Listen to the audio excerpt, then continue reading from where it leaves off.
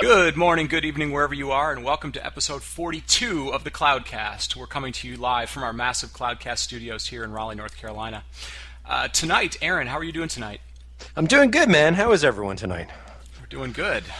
So our guests tonight are really kind of no strangers to creating industry-changing technologies and also no strangers to disrupting long-term IT thinking. So tonight's show is going to be a little bit different. We have some date challenges here. So our guests tonight are Simon Crosby, founder and CTO of Bromium. Simon, how are you doing tonight? Oh, great, thanks. Thanks for having me on. Thanks for coming on. And Tal Klein, Director of Janitorial Services and All Good Things Engineering over at Bromium. Tal, welcome back. Hey, how's it going? Good to have you. Good to be back. So we were talking to Tal and Simon before the show, and we're actually recording this show about a week in advance of when it's coming out the door, but it will be going out after they make some interesting announcements next week. So we're going to kind of talk through what they're doing, but we're also going to kind of try and understand from the beginning of what they're doing. So guys, there's been a lot of speculation about what Bromium's announcing. You know, we've kind of gotten some tidbits. I will tell you this much, the people that we've talked to that are under NDA with you guys have been incredibly tight-lipped, so you've got good lawyers or good friends that are helping you out. But, you know, we've gotten a healthy dose of mythology. We've gotten some blogs from Simon. So what's Bromium doing? What kind of problems are you guys trying to solve? Tal, have a go at it, my friend. You've been at it long enough. So, I mean, I think that the basic problem that we're trying to solve is one that's been vexing IT for a long time, and there's been a lot of there's been a lot of different types of attempts to solve this very, very specific problem, which is, what do we do about the fact that I, as an end user, have my personal, let's say personal cloud, my stuff, my home stuff, my personal stuff, my Facebook, my Twitter account, my personal documents, my bank account, all intermingling with my work stuff. And, you know, whether you call it the consumerization of IT, whether you call it mobility, whether you call it work shifting, it doesn't matter, right? At the end of the day, IT is trying to figure out how do I ensure that how do they ensure that I am productive and enabled to do my job while protecting the sensitive corporate data and the corporate infrastructure such that you know, my activities don't disrupt the activities of others in the workforce. And you know, that's a really interesting problem that's been tried to be solved by multiple solutions. You know, VDI being one of them, and others are like patching and various endpoint management solutions or DLP. But all of them essentially get in the way of the end user. I mean, almost any solution that IT has ever thrown at me as a mechanism of trying to protect me has also hindered me, and as a result has either led me to go around them or forced me to use commercially available products because the ones provided to me by IT were insufficient. So how do we keep employees productive while ensuring that corporate data is secure and corporate infrastructure is protected? That is the question. Okay. So Tal, and now when you're talking about these devices now, which devices specifically? Are we talking tablets? We talking phones? We're talking laptops? All of the above? Help us out a little bit with that. Well, we at Bromium are starting on x86 clients, but the technology also applies to others. But it's x86 for now, so just think Windows, because that's what the enterprise cares about, but Macs within reach. Future mobile devices are interesting. Anything we do there would be based on the availability of hardware virtualization capabilities for those devices. It sounds like potentially taking advantage, and I think maybe there was some hints of this in some of the blogs, taking advantage of x86 hardware. Would that be, say, Intel-specific hardware? Is it AMD x86 hardware? Is there any... So the key thing in the enterprise, AMD is not relevant in the enterprise client. Okay. And so, But broadly, there are some unique features Intel has which are great in the vPro feature set. But minimally, we require VT, of which AMD has equivalent functionality. But the fundamental goal here is to use VT in a very different way than you currently understand.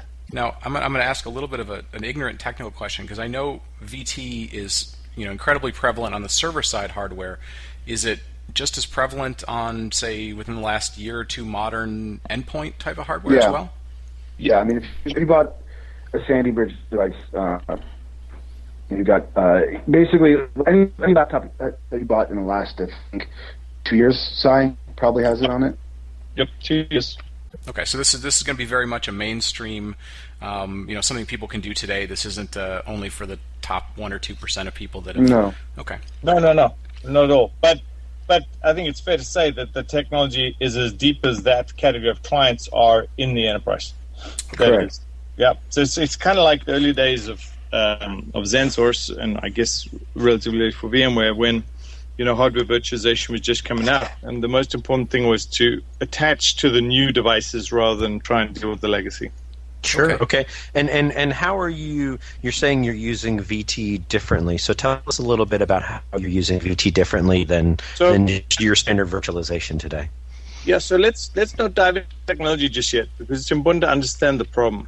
The problem is, I'm going to make a bold assertion here, that all of the problems related to desktop transformation, mobility, personal use of enterprise devices, and all of the stuff we talk about all the time is really due to one challenge, and that is whether or not you can trust the device. I'm going to assert for the moment that you can trust the user, but if you can't, that's okay. We're going to deal with that one too. But that is the fundamental problem. If the device has ever gone into Starbucks, can you ever trust it again? Today's answer should be no. Okay? Okay. And I think it's really important to understand what the problem is there. The problem is a human problem. Okay? Let me explain it to you. You or I, or probably Tal, actually, he's the worst, will click on the attachment. Okay, so that's a human problem, because we're all gullible. Okay? The next thing is somebody wrote the code, and there will always be another 0 day. Gotcha. Okay. So, I mean, by the way, why are people doing VDI? Yeah, a whole bunch of reasons. There are a couple of valid use cases for offshore workers and everything else, but most of them are just trying to say, I need something that keeps me compliant. It helps kind of with the lifecycle management of the images. It's a little bit better, or whatever it happens to be. But let me tell you, every attack that I can do on a physical desktop, I can do on a VDI desktop. And by the way, if I succeed, I'm now in your data center. Yep. Okay, so virtualizing desktops doesn't help.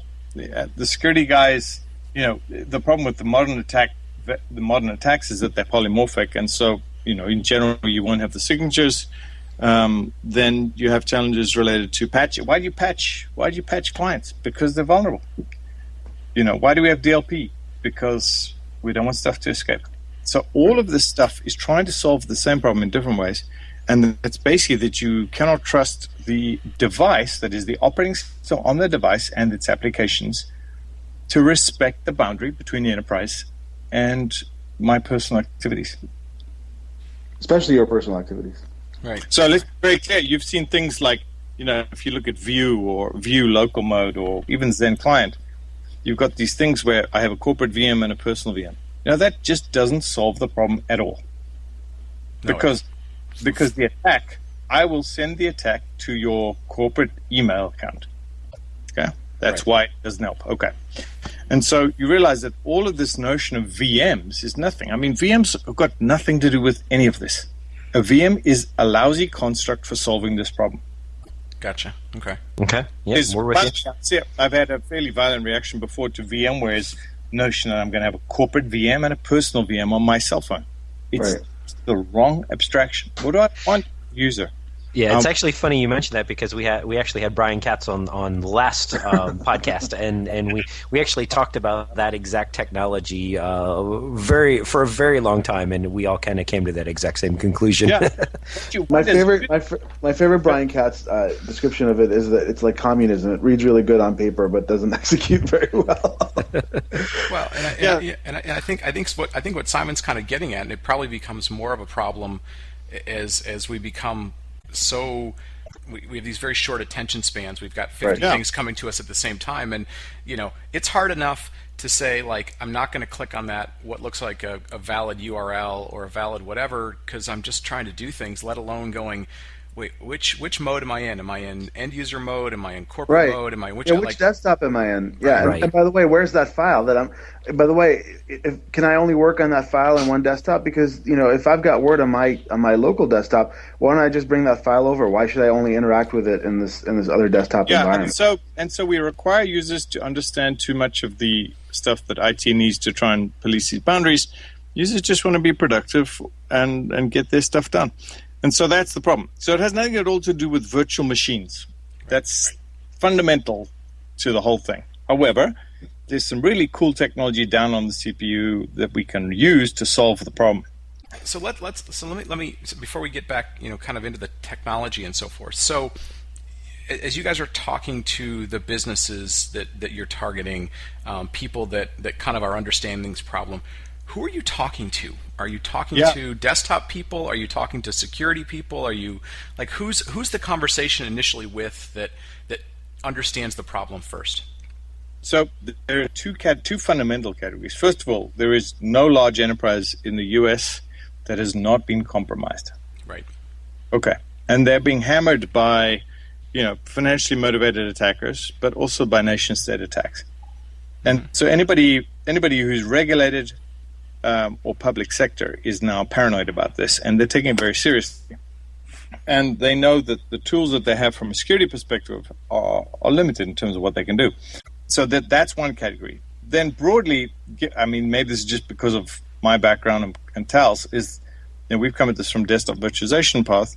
The people we talk to who are dealing with the challenges of consumerization or mobility or whatever, those are desktop people, and they get it in a heartbeat. Okay. So there are two categories of people. By the way, we're not talking about a product that you can buy. We're talking about a technology for solving a problem. We'll have a product, later in the year, but we won't GA until it's awesome. So you guys talked about this being kind of, initially targeted at Windows endpoints, because obviously that's probably the most prevalent thing in corporate enterprises and so forth. There's been a lot of people, a lot of companies that have tried to, solve technology, malware, antivirus kinds of things, whether it's Microsoft themselves or Symantec. What's the magic here that hasn't been done, or what's the thinking thought process that hasn't been thought about?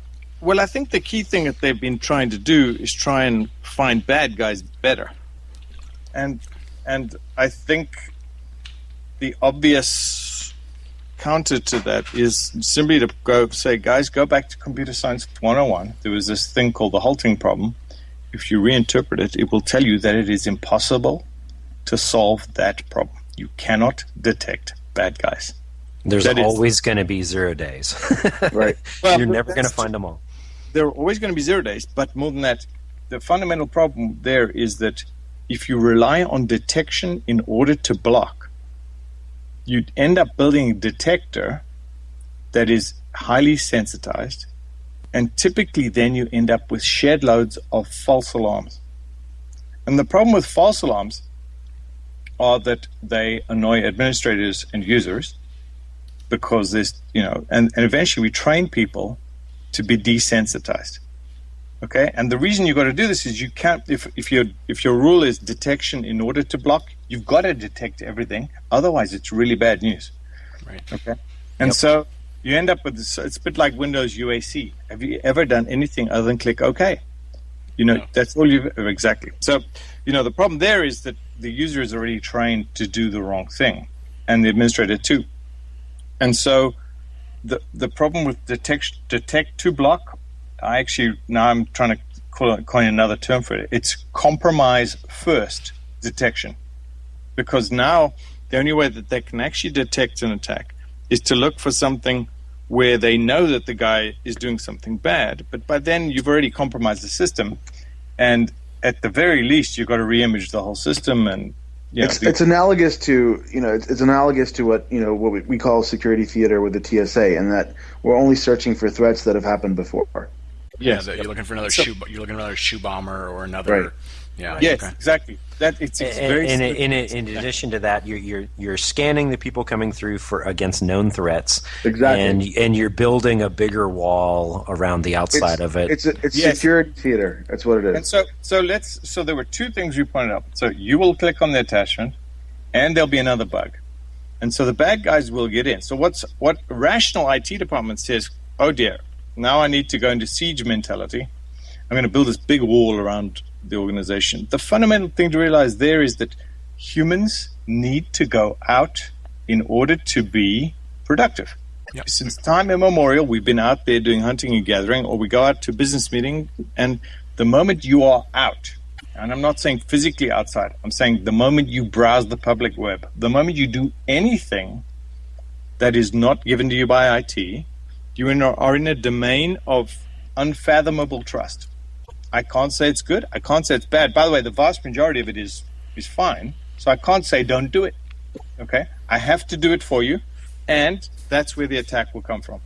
So this is a key thing, is that every single day we require our users to go into these areas where we cannot say anything about trustworthiness, and we know that we cannot protect them when they're there. So it sounds like we're going down the road of sort of like what mothers have these days. They think kids are going to get sick with everything, so they're always carrying around Purell and kind of squirting them down all the time. But I get where you're going. It's out in the big bad world is where people make money. It's where they conduct business. It's where they do research. You can't stop that. But at the same time, there are plenty of people who know how to get bad things on your machines, which spread and do other things. Yes. That's right. So I'd say the Purell approach is essentially the same as trying to build a wall. That is, you're trying to kill everything. You have no idea whether it's there or not. Okay. And so, that's not what we're doing at Bromium at all. So it sounds like somewhere between the device itself, so you talked about sort of, can you trust the device? You've hinted around it. There's some technology down at the CPU level that people haven't necessarily taken advantage of in the past that maybe is better off, and to a certain extent we're dealing with a sort of an unfixable OS like Windows or a okay. By the way, I think it's very important to say that all code will be like this because humans write bad code. Okay. And so nothing's gonna change there. It's got nothing to do with Microsoft, who are actually doing a good job with the OS now, and there are apps that have got vulnerabilities and everything. Okay. So, by the way, the technology is widely used. It's just used for traditional virtualization, right? So I've said minimally we need VT. And so VT is used by every hypervisor on the planet. It's just that the use case is not what virtualization is about. See, virtualization is something I kind of think emerged from Moore's Law, which is that Moore's Law delivered us so much CPU, more CPU than one workload could consume, and so we had more than one. And that's kind of natural, right? Yep. So that's the consolidation argument. Then you get into higher availability and agility and all those other cool things.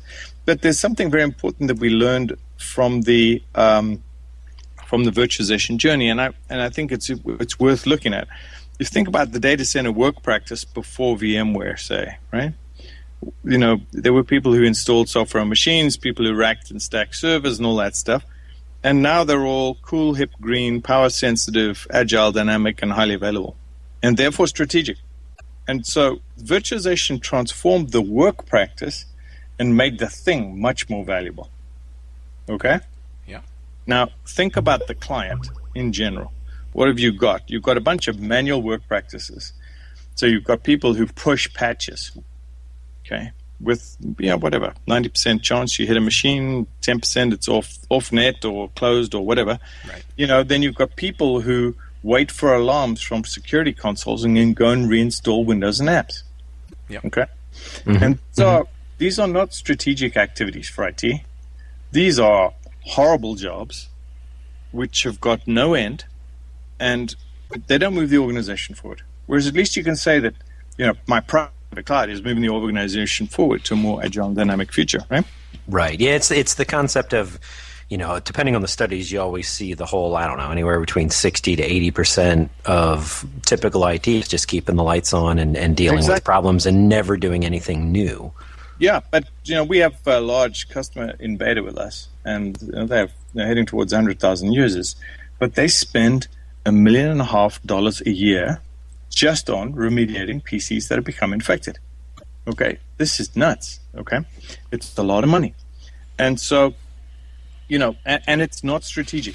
That is ultimately, but I want to make a very important point here. I think, which is that if IT puts the walls up, it is blocking the productivity of the enterprise.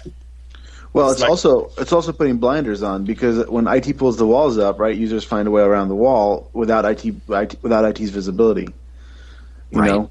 Yeah, the wall effectively becomes more of a hurdle for them to jump over, and the higher you build it, the bigger the hurdle. Right. Yes. Good. So the goal is to essentially come up with stuff that empowers users, okay. And allows IT to empower users without losing compliance and without suffering from security challenges. Okay, which is a big deal. That is, I think everything we've set up to now in this conversation is that it's impossible. It sounds a little bit like what you hear from your HR department when they roll out the latest health insurance plans, where they go, well, you can pay this much, which is a cost they don't really want to deal with because you eat too many donuts and you don't exercise enough, and so there's a certain amount of kind of fat that they're paying for because people aren't healthy. Or they roll out these programs that have a potentially lower cost, but they're trying to make you ultimately healthier behaviors, act more appropriately. Which their take is, if you start doing that, there's a cost savings. There's a life savings for you and a cost savings for them, and ultimately things are better. It sounds like we're sort of going down that path a little bit.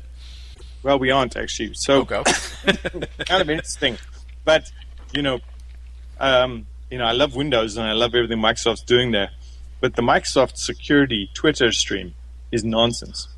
Let's be clear what goes on there. Every day there's all these things about how to train users to spot malware. This is not the way forward, okay? There is no path whereby you end up with better behaviors that solve this problem. Gotcha. Because the bad guys will always outrun you. By the way, they have the world's biggest cloud. Okay, so, this is not something about training users. This is technology. And the goal is to absolutely profoundly change the trustworthiness of the system. Okay? That is, if the system itself were trustworthy, if it were robust to my mistakes when I click on the bad URL or invite the bad guys in, then we would actually have a way forward here. Because then if the device went to Starbucks and came out again, you still wouldn't worry about it, right? Okay. But as it is today, if I ever take my device into Starbucks and connect on their network, you ought never to let it on the network again. Especially if you went through their proxy. Right. Okay. Yeah. Gotcha. Okay. And so one of the things the infrastructure lies to us all the time, and a whole bunch of things go on, right? The infrastructure in your hotel room, right? You say HTTPS, go to mysecurewebsite.com. And the little hotel writer says, oh, that's me. Okay, and in general, it's trying to sell you something. Right. But if you go to some countries, it's not. It's trying to do worse. Gotcha. Okay, and so, the question is how you can make, every device a bastion of trust. That's a hard problem, by the way. It's a grand problem. It's a totally cool, grand problem. Well, not only kind of doing it up front, assuming you could, take your 100,000 user trial customer, not only getting them all on there initially, but just getting it onto them, I would assume, is a enormous problem, but a fantastic challenge to take on. So yeah, and by the way, so let's be very clear. Solving a problem like that, if you go and do what Google has done with Chrome, you will fail too. That is, if you write millions of lines of code to solve the problem, you will fail.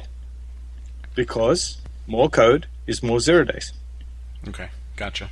Okay, Yep. so The more code you write, the bigger the attack vector, if you will, or attack surface. that's right. And on your desktop today, with all your apps and everything, you're looking towards somewhere towards 100 million lines of code. Okay, great. That's a lot of vulnerabilities. And writing more code isn't going to help. I mean, it may help. It just obfuscates things for a bit, but ultimately, it doesn't solve the problem. Okay, so this is something where solving the problem has to be done with as few lines of code as possible. Indeed, you ought to be throwing lines of code out every day. Brian's stuck. No. So He's thinking. It feels like it's a little bit of a like Well, you said. It's a little bit of and the other peeling thing the is- onion back.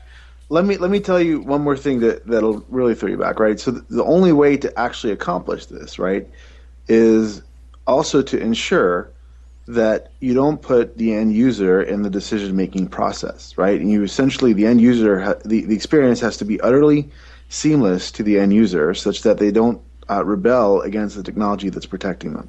Right, and that's why UAC, everyone always clicks OK, Right. for that exact reason, right? Right? Does UAC actually serve a purpose other than making you annoyed at Windows? Right, exactly. Very, very true. Right. So okay. So now we should start to hint more at what we're doing. In fact, we should tell you what we're doing, I think. Okay. Okay. So forget everything you know about virtualization. Yep. Okay. That is, we're not interested in virtual machines. It's the wrong abstraction. For the same reason, Chrome is the wrong abstraction. Okay. But there is a property that comes courtesy of hardware virtualization. Think now of traditional VMs. Whenever a VM does I/O, what happens? VT stops the virtual machine and says, "Hey, hypervisor, go figure this out." That's what happens. So every vendor puts drivers into the guest, and then that's what happens whenever they do I/O. So what you get there is a hardware isolation capability. Mm-hmm. Imagine if you completely forgot about virtual machines and took that, and in a magic hypervisor, which we call a microvisor, by the way, on the fly, instantly, dynamically, completely unseen by the user, and with a native performance and native user experience, hardware isolate vulnerable tasks running in the operating system. So you're effectively almost like a shim to sit there and process the requests, but also you're doing it in a way that doesn't add overhead.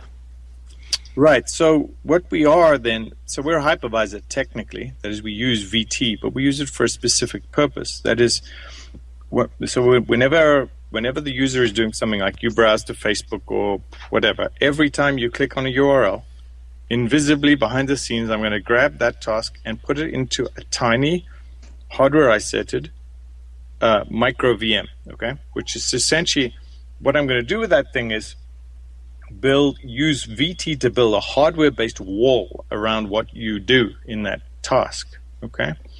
That is, any access to any resource, any system resource, is going to require the hardware to stop you. Okay, so there will be a VM exit, at which point the microvisor is in charge of the machine, can evaluate the request, and decide what to do about it.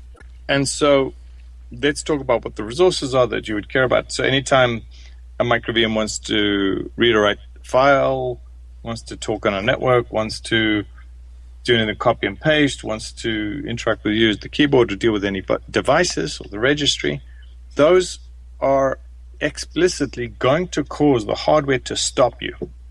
At which point the microvisor is in control. It has a bunch of parameters from the micro VM, and it can figure out what to do. Okay? So Yep, I'm with you. We use VT to protect the privilege change, which is that whenever a task in a micro VM is requesting access to what we consider a privileged resource, we're going to force the code to be stopped using hardware, and then we get to be in control at that point running our known good code. Yep, and that's fundamentally different from and I apologize, this is going back a way, so if I'm incorrect, please correct me. But like you mentioned Google Chrome. If I remember correctly, what Google Chrome did is, anytime there was different tabs in the browsers, those were effectively each individual, but it was mainly to isolate them to keep them from crashing each other, as opposed to necessarily add a security aspect. Is that correct? Mostly, yes, that's true. But then what Chrome does is that it builds an isolation layer between each process. So each process is one domain that you're visiting. Yep. And then it builds an isolation layer between that process and the OS. But they've got to hook every single system call, every library call, and anything you could ever do to get from a process into the kernel, which is a vast interface. It's huge. They've been at it for 14 years, okay? Yep. And they're still not done. They're still not done. And so, what we've got here is something far simpler. The interface between a micro VM and the operating system, in order to get hold of any of those services I mentioned, is under 10,000 lines of code. Now you made an interesting statement about a minute or so ago. You said our known good code. What does that mean? Our known? You've identified something that's going to go into a privileged area. Maybe it's bad, maybe it's good, and then you said it interacts with our known good code. What does that mean? Yes. Oh, okay. So technically, what Bromium is, this microvisor it's a late load hypervisor, and late load meaning it shows you deploy it as an MSI, but it reaches down and grabs hardware and does some magic.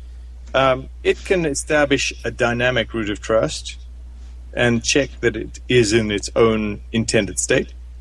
But it's known good in the sense that the code that we have provided never executes in an underprivileged context. So let's be clear. When you browse to Facebook or somewhere, none of our code we're never going to trust any code that was ever involved in that. And none of our code on the high side, that is the microvisor, is never going to be executed in the same context as that task. And that's one of the key rules here, which is this absolute mandate of separation. When you want to get hold of something which demands a privilege escalation, we are going to mandate that it is not your code that is running at the moment when we evaluate the request. It is our code, it is our microvisor, we know to be in a good state and to be small and checkable and a whole bunch of things. And that is guaranteed when we get a request for any resource. The task that issued the request is now paused by hardware and cannot do anything to us. It is not running. Now, let me ask you this. How do you... what is the architecture behind updates to that microvisor or policy updates? Or I always go back to antivirus signatures or something like that. So how do you know when things are updated, and how does that architecture work? Good. So the exercise, which is the Bromium experiment, is all about peeling back this notion of trust as far as we can, whilst maintaining the user's experience. That is, we want an unchanged user experience, and we want an unchanged management experience. That is, we want the IT folks to be able to use tools that they have today. So if you want to deploy us using SCCM, great, good for you. If you want to write policies in your favorite policy thingamabob, could be AD, could be a McAfee EPO, great, go right ahead. That is, we do not have a console. We do not demand any new tools or skill sets on the part of IT people. We just delivered you a PC that is much more robust. Okay, so everything just works. By the way, we haven't just finished describing the system yet. We described these things called micro-VMs, but not really how the isolation happens. There's a bunch to go. Yes, that's actually where I was going to go next, so go ahead. Okay. The key thing is that a micro-VM I think it's a nearly perfect implementation of the principle of least privilege. Okay. Now, the operating systems that we use today, they claim to be built on the idea of least privilege, which is that, you only get what you're supposed to get given your privilege level. Let me ask you this. When you browse to Facebook, what files do you need in your file system? So I guess this is actually brings up maybe another question I'll throw back at you before I answer that is, so when you're talking about enacting this micro VM, how is that micro VM triggered? Is your product like a plug-in to existing browsers, or is it a new browser with the micro VM in it? Or tell me a little bit about that. Yeah, so we're definitely not in the browser business. That's right, exactly, and that's where I was trying to, we're talking about going to Facebook, right? And so I want to make sure everyone's clear of how the micro VM gets enacted and where in that process it works. It's right? a general purpose. It's a very general purpose mechanism. That is, there are APIs to trigger the creation of micro VM around a task. In general, depending on the operating system that you're working on, there are some hooks that you need to have there. So, for example, you could think of us as a default MIME type handler for all those scary MIME types. Okay, there are a bunch of ways that you can hook into the process of being there when the user initiates a particular thing. Right? So, there are, and some of that is application layer stuff, some of it is OS stuff, but there are standard ways of getting in on every system, and that's where we do it. So, micro VMs then get created at the point at which the user initiates some task. We then, isolate the execution of the task in some new VMCS context on VT, and now this thing is off and executing. The challenge now is, so I just want to go back to this principle of least privilege. I asked you, and I'm going to save you from having to answer. I asked you how many files you need in your file system to go to Facebook. The answer is 1. You need the cookie for Facebook. If you open a PDF file, how many files do you need in your file system? You need 1. You need the PDF document I told you to open. That's it. Okay? So, in the context of the user initiating a task, the business of creating a micro VM is the business of implementing the principle of least privilege so that the data that it needs is there, but only that, and only the networks that it needs access to, and only the devices that it needs access to. Okay? So if you're a PDF document and you are being rendered, don't even bother trying to talk on the internet, okay? Because it's just not there. Because PDF documents don't get to talk to the internet, right? If you build a system based on the principle of least privilege, essentially what you're doing is you're creating this very, very narrow construct in which, in an untrustworthy domain at least, say a PDF document, or you're browsing to Facebook, my files are just not visible. You get your cookie and you can go play around with my cookie, okay? But that's it, right? So the key thing is that in a micro VM, there is an extraordinary narrowing of execution and access privileges that goes on. And then there's one other thing, but I'll let you react to this first. You good? Yeah, no, yes, that makes sense. And if I'm sort of maybe reading ahead. If for some reason you go to Facebook, it grabs your cookie and somehow that gets compromised for whatever reason, it gets corrupt, it gets compromised. That I'm guessing the micro VM then has a way of basically isolating it just to that one machine, and at some point it says it's been long lived. Let's not use the word machine because I think that it's a task.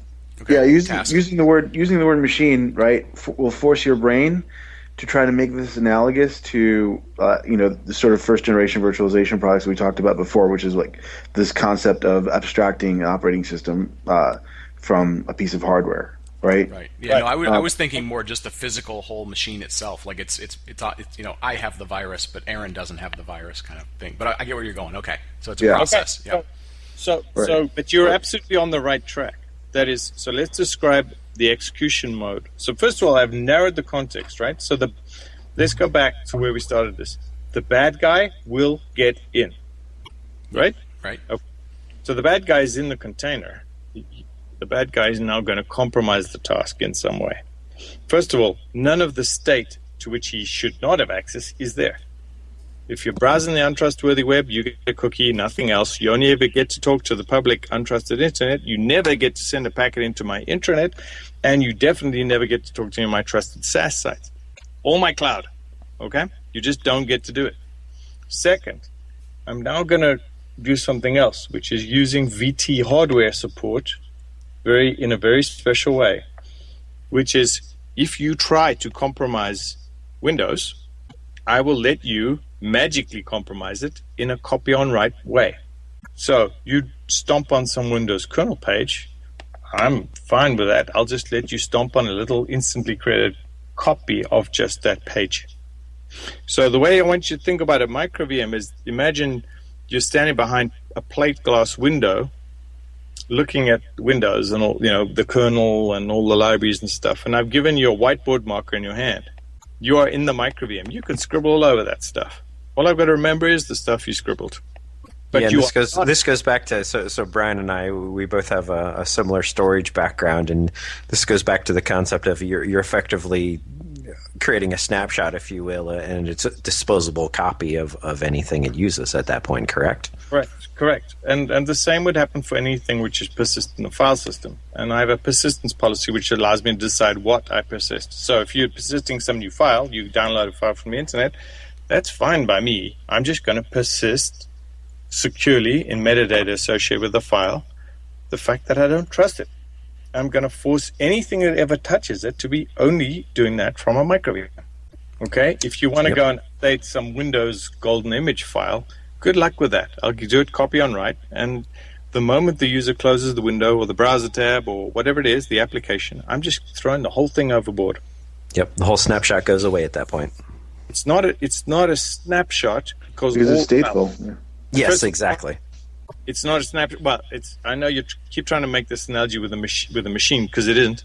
But essentially, what I'm going to throw away is any computational state that you have, and anything that you did which copy on write, I'm just throwing out. Okay, and so naturally, the system's just going to throw away malware and contamination every time you close a window or whatever. We just don't care. So, Brian, is either of you guys familiar? I mean, were you guys ever Unix guys?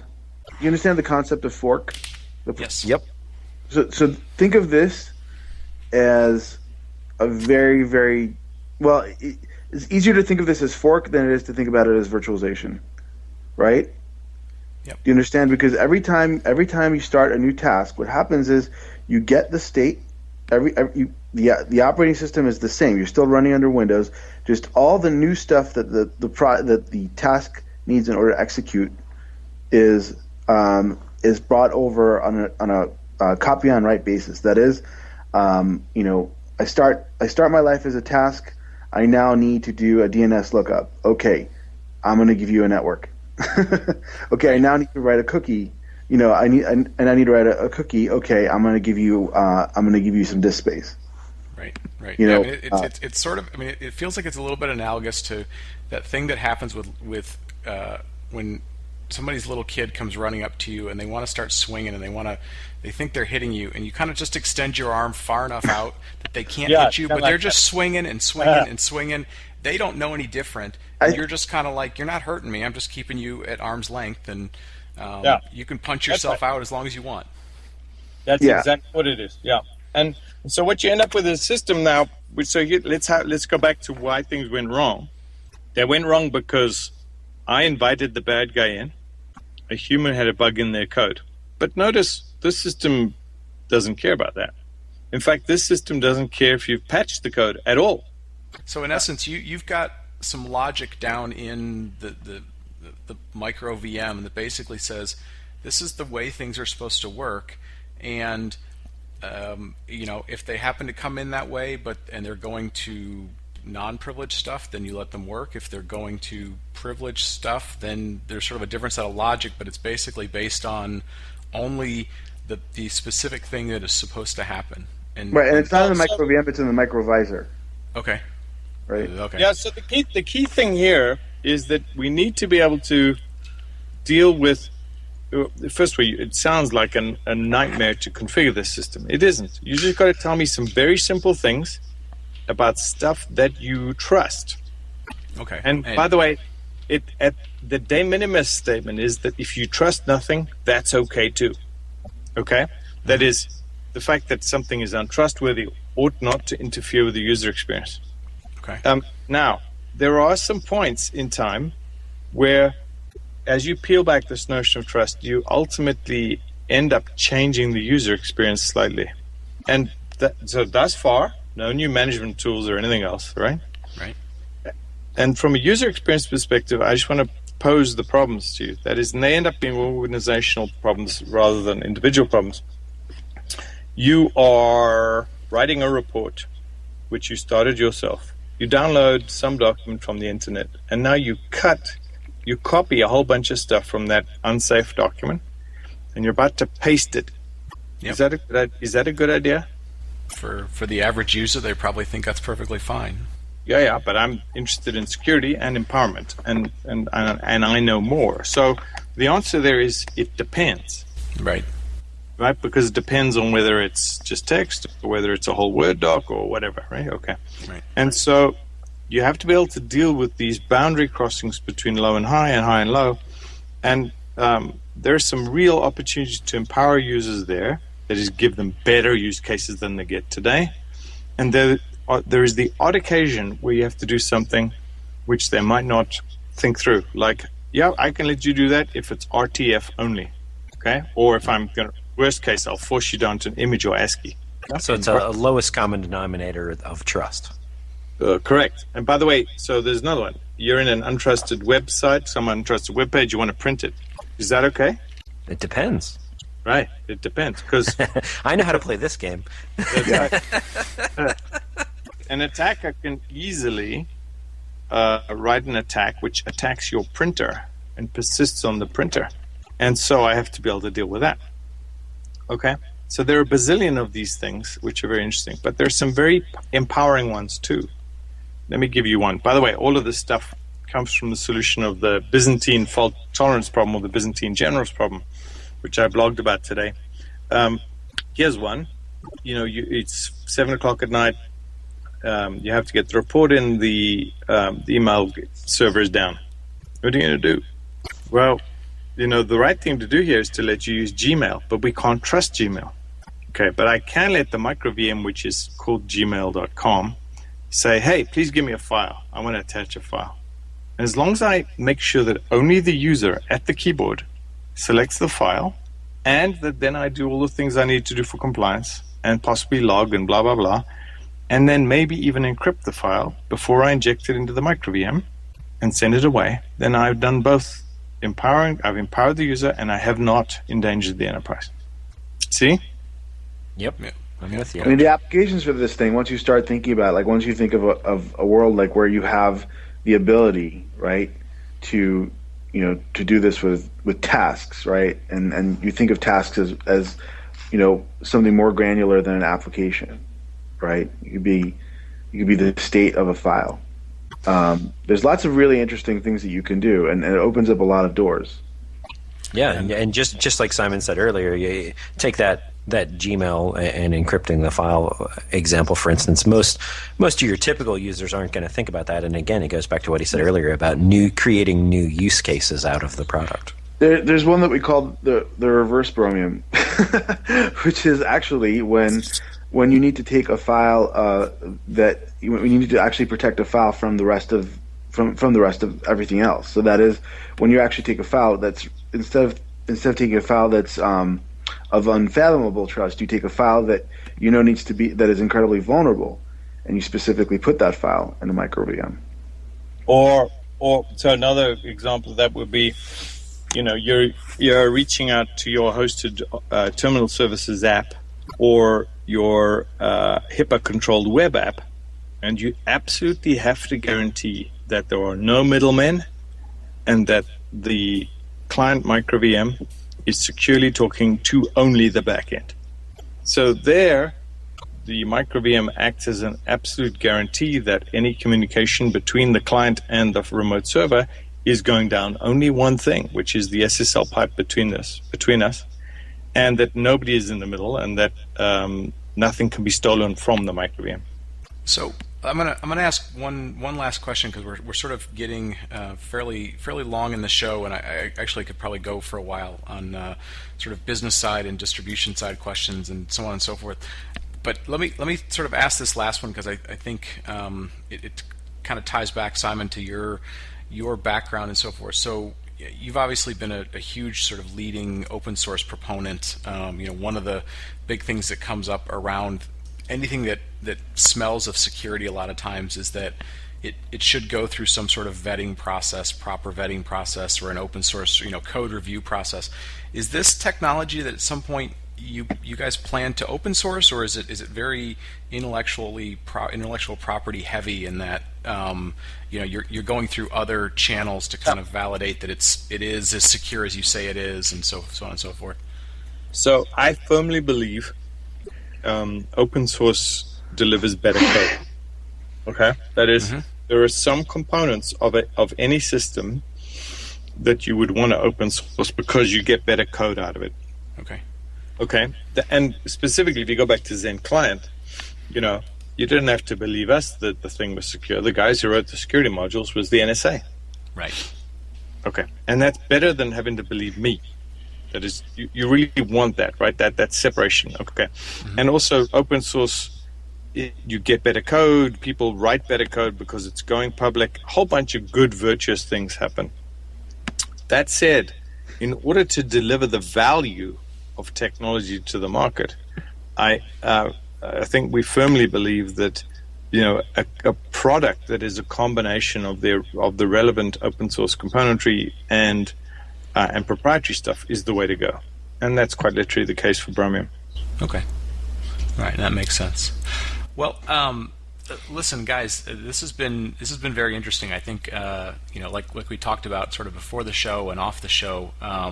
It's going to take a little while to sort of wrap your head around what it means to kind of peel back that onion. I think we hit on some things that you guys probably hear about all the time. You start talking about virtualization and you've got to sort of unthink and unlearn all the VM stuff. You start talking about tools and which tools you can use and can't use. But I think conceptually, what you guys talked about, and I think about this as a user, if you can deliver something that says, look, I don't have to think about, what's on my machine. I don't have to think about where I'm going. I don't have to be burdened all the time with, are you sure you want to go there? Are you really sure you want to go there? Are you really, really sure you want to go there? And then even when I say that I want to go there, it maybe doesn't let me get to that website. Yeah, if you guys are eliminating all that, that's a fantastic piece of technology or discussion. We're eliminating that. But I think there's something even more important, which is that untrustworthy stuff could persist. We can protect you nonetheless. I think it's all about empowerment. You've got to empower the user, and when the empowered user cannot endanger the enterprise, that is, you turn IT into the department that can say yes, and that's critical here, because IT is not the bad guys. They're trying to help. It's just that they get stuck because they are chartered first and foremost with compliance and security. Yeah, and I think I think your use case where you were talking about the company that had $1.5 million and doing nothing but patching and remediation. That's a lot of projects that could be driving top line revenue as opposed to bottom line costs and so on and so forth. So, I have another one for you. A 911 dispatch department, which is about to spend $700,000 to implement VDI, buying servers and hypervisors and networks and storage and a whole bunch of stuff. Because what? Because they're using old machines with old versions of browsers, and they keep on getting hacked. Yep. That's not the right way forward. Okay, so hopefully it's thank you first of all for giving us this opportunity to put it out there and for driving the technology discussion, because I think getting technologists to wrap their heads around it is key to articulating the potential benefits of a system like this. Yeah, absolutely. And I'll add this: it's really interesting to me in the fact that you don't often have something like this where we come along and we have a conversation where you get to actually discuss something really, honestly, fundamentally different in technology that really, this comes along. It's like, wow, this is really just an entirely new way of potentially approaching a problem. And that's amazingly interesting to me. And wait until you see the stuff. I mean, I constantly tell Simon, this, we have all these slide decks, and I always get yelled at by Groff because I just start with the demo. I mean, it's like, It's just so much easier. It's so much easier, and it's mind blowing. You show a demo of this stuff, and the room is silent for about 10 minutes. It's just like people just it's it's almost like it changes the way people think about. All of a sudden, all these doors open up. And so I'll ask this: is that something? Will that demo be going public here in the near future? No, I don't know. It won't. Okay. And Maybe we'll record a video of it or something. But yes, and I was going to say something like that to help everyone wrap their head around it, right? And if that is, it looks like but the thing is if I show you the user experience, it looks like Windows. Right. Exactly. Right. It's one of those. How do you demonstrate something that is doing all these things under the covers? To demonstrate it, we literally have to break it, right? It's like so.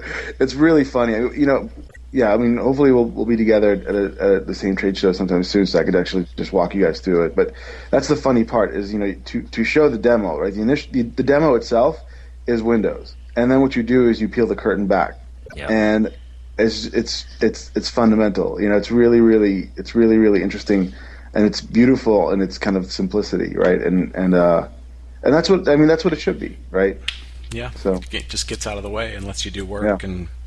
Well, very cool. Well, guys, again, thank you for the time. Like we told folks at the beginning of the show, we're recording this about a week prior to when this is supposed to kind of go public. So hopefully we didn't create too much friction between the knowledge and the dates on this stuff. But no, it's great, and it's great to talk to you. And maybe by the time this airs, somebody will have found the major flaw in all the arguments. We'll see.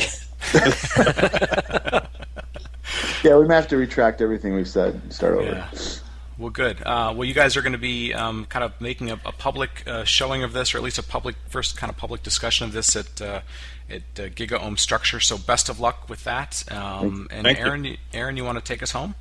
Yeah, absolutely. So Simon and Tal, where can everyone go to find out more information about this and more about what's going on in this space? Right now, there's just a teaser website up at bromium.com. If you want to understand the journey, which was how we got to where we are, I've blogged most of it by now. But when we launch next week, there will be a new website up with a bunch of content at bromium.com. And, you can download white papers and stuff. And then we're also very interested in getting people to beta test it, so feel free to sign up. Fantastic. All right, guys, so we are out of time for this week, so you can follow us on Twitter at thecloudcastnet or reach us on the web at thecloudcast.net, where you can check out our newly designed and updated website. You can find links to the show notes, our YouTube channel, with links also on how to get us on iTunes or Stitcher. Thanks for listening.